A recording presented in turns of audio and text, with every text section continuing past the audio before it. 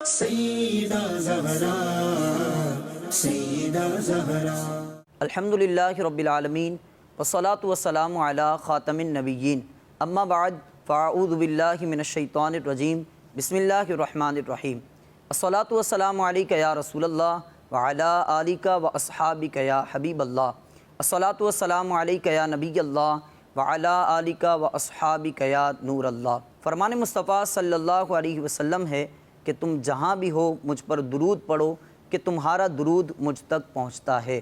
صلو علی الحبیب صلی اللہ علی محمد صلی اللہ علیہ وسلم۔ آج ہم خاتون جنت حضرت سیدہ فاطمۃ الزہرا رضی اللہ عنہا کا مختصر تعارف سنتے ہیں۔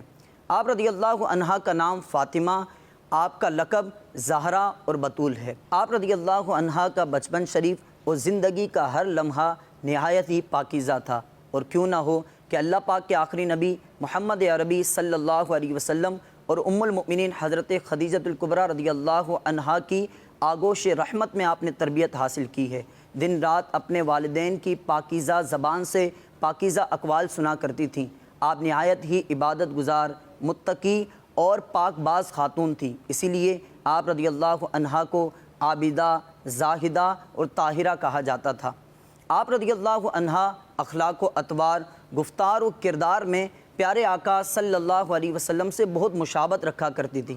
ام المؤمنین حضرت عائشہ صدیقہ رضی اللہ عنہا فرماتی ہیں کہ میں نے اللہ پاک کے آخری نبی صلی اللہ علیہ وسلم کی پیاری صاحبزادی حضرت فاطمۃ الزہرا رضی اللہ عنہا سے بڑھ کر کسی کو عادات و اطوار، سیرت و کردار اور نشست و برخاست میں پیارے آقا صلی اللہ علیہ وسلم سے اس قدر مشابہت رکھنے والا نہیں دیکھا۔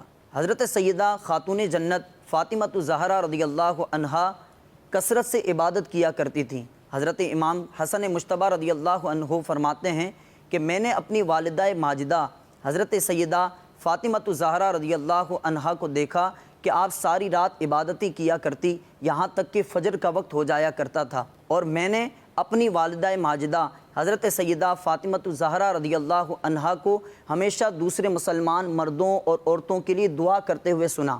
آپ اپنی ذات کے لیے کوئی دعائیں نہیں کرتی تھیں۔ ایک مرتبہ میں نے اپنی والدہ ماجدہ حضرت سیدہ فاطمۃ الزہرا رضی اللہ عنہا سے عرض کی کہ اے امی جان، کیا وجہ ہے کہ آپ دوسروں کے لیے دعائیں کرتی ہیں اور اپنے لیے نہیں کرتی؟ تو آپ رضی اللہ عنہا نے فرمایا کہ بیٹا، پہلے پڑوس ہے اور پھر گھر ہے۔ جس طرح آپ نماز سے اس قدر محبت کیا کرتی تھی، اسی طرح تلاوت قرآن سے بھی بڑی محبت تھی۔ حضرت سیدنا سلمان فارسی رضی اللہ عنہ فرماتے ہیں کہ ایک مرتبہ میں پیارے آقا مدینے والے مصطفیٰ صلی اللہ علیہ وسلم کے حکم پر حضرت سیدہ فاطمۃ الزہرا رضی اللہ عنہا کی خدمت میں حاضر ہوا، تو میں نے دیکھا کہ حسنین کریمین سو رہے ہیں اور حضرت سیدہ فاطمۃ الزہرا رضی اللہ عنہا پنکھا جل رہی ہیں، اور ساتھ ساتھ زبان سے تلاوت قرآن بھی جاری ہے۔ یہ دیکھ کر حضرت سلمان فارسی رضی اللہ عنہ فرماتے ہیں کہ میرے دل پر رقت طاری ہو گئی۔ تو میرے محترم اور پیارے اسلامی بھائیوں، جس طرح وہ نماز سے محبت کیا کرتی تھیں، تلاوت قرآن سے محبت کیا کرتی تھیں، اسی طرح دوسرے مسلمانوں کے ساتھ بلائی اور خیر خواہی کیا کرتی تھیں۔ حضرت سیدہ فاطمۃ الزہرا رضی اللہ عنہا کی شان و عظمت کا ایک پہلو یہ بھی ہے کہ آپ ہمیشہ سادگی اختیار فرمایا کرتی تھیں، غریبوں کے ساتھ غمخواری اور ملنساری سے پیش آیا کرتی تھیں۔ آپ رضی اللہ عنہا کم کھانا کھاتی اور جو ملتا اسے دوسروں پر قربان کر دیا کرتی، اور خود فقر و فاقہ کی زندگی بسر کیا کرتی تھی۔ یہاں تک کہ جس مکان میں آپ رہتی تھی وہاں زیب و زینت کا نام و نشان نہیں تھا۔ قیمتی اور خوبصورت بستر تو دور کی بات ہے، بعض اوقات وہاں پر عام بستر بھی بمشکل میسر آتا۔ آپ رضی اللہ عنہا کا کمال یہ تھا کہ آپ رضی اللہ عنہا اپنے گھر کے دروازے سے کسی سائل کو خالی ہاتھ نہیں لوٹاتی تھیں، اور آپ رضی اللہ عنہا نے ایثار اور سخاوت کی ایسی مثالیں قائم کی جنہیں سن کر عقلیں دنگ رہ جاتی ہیں۔ اور آپ رضی اللہ عنہا کا خوف خدا بھی کمال کا تھا۔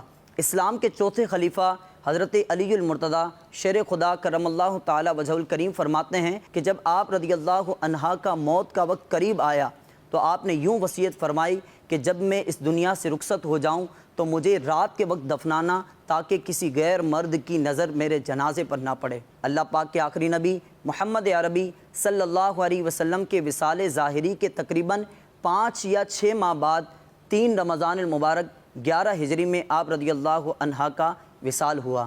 اللہ پاک ہمیں سیدہ فاطمۃ الزہرا رضی اللہ عنہا کا صدقہ نصیب فرمائے اور ہماری اسلامی بہنوں کو ان کی سیرت پر عمل کرنے کی توفیق عطا فرمائے۔ آمین بجاہ النبی الکریم صلی اللہ علیہ وسلم۔ سیدہ زہرا، سیدہ زہرا۔